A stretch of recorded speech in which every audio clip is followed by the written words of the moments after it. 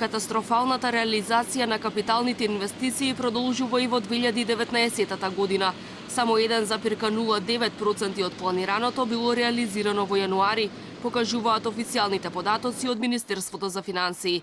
Бизнисот алармира дека инфраструктурните проекти се клучни за нивниот развој. Од Стопанската комора на Македонија велат дека бараат максимална 100% искористеност на предвидените пари. Ќе вршат притисок врз владата да го оствари она што го зацртала во буџетските планови.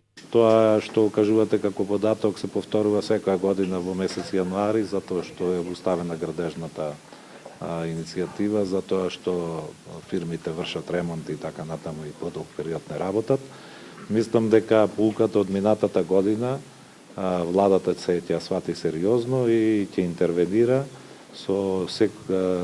на секои 2 месеци поднесувани извештаи, така да нема да дојдеме во ситуација да завршиме пак на 67%, ќе завршиме сигурно на преку 90%. Реализацијата на капиталните инвестиции минатата година изнесуваше едва 197 милиони евра, односно 65,5% од планираното со ребалансот на буџетот, или помалку од половина од првичната сума од 400 милиони евра.